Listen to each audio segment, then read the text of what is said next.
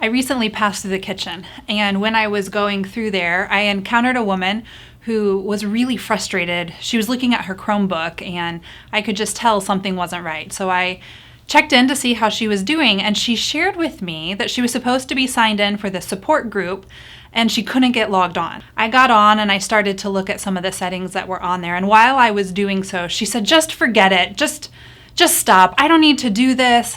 It's not worth it. I'm just going to skip the group." And she was really frustrated with it. She just kept saying things like, "Why doesn't technology work?" And "This is mandatory for my court appearance later in September, but I'm going to be late to the group anyway, so just forget it." But I paused and I took a moment and I asked her questions about what she was working toward and how she was doing toward her goals. And I asked her if it was reflective of the hurdles that she's been experiencing and facing, or if it was just more representative of where she was at in that moment. As we were talking about it, I encouraged her. I said, let's reclaim the long-term goals. Let's reclaim what you're working toward, and we'll address the technology part of it. Let's get you signed on here, and it's just going to be a momentary issue. And so that's what we did. We got her logged on, and she was able to participate in the group, and she was able to move forward. Interestingly, later that day, I experienced something very similar, but yet I was on the receiving end of it. I had a conversation with our board's vice chair and chairpersons, and I didn't realize how stressed I was going into that meeting. But in the course of the conversation, I just ended up unloading on them a slew of stress.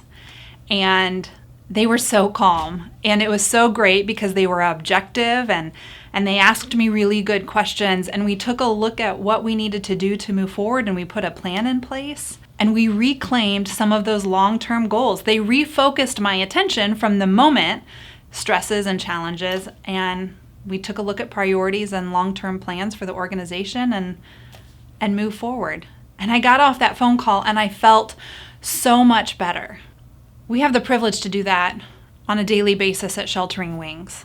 We have an opportunity to encourage people and to take a look at not only what their momentary issue is that they're facing, because those are real. Those are challenges, and we don't want to disregard those or put them off to the side.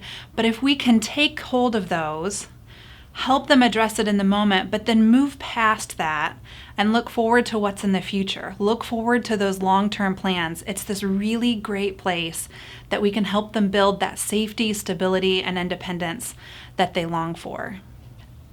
It's really easy for us to lose sight of long-term goals when we become so focused on the momentary challenges that are happening. That's true for us as individuals, and that's true for organizations at large. For Sheltering Wings, in the midst of everything that's going on, we've had to reevaluate our prevention and education programming because there's not as many booths to get the information out and to build awareness about the services that are available to individuals.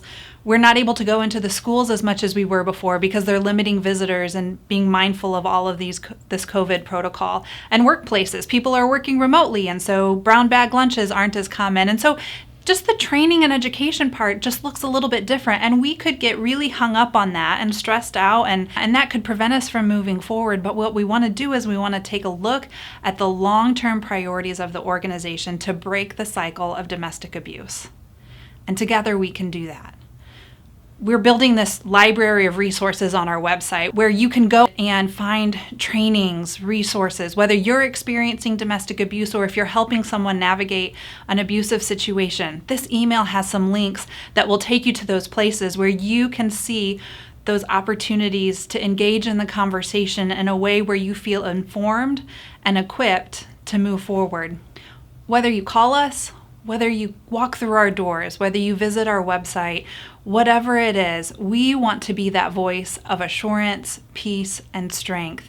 Let's keep working toward those goals together. Let's encourage one another. Whether it's an individual or an organization, we're all in this together. That's not just a catchphrase for today's moment, but it's a reality of where we need to live every single day as a support and encouragement to one another.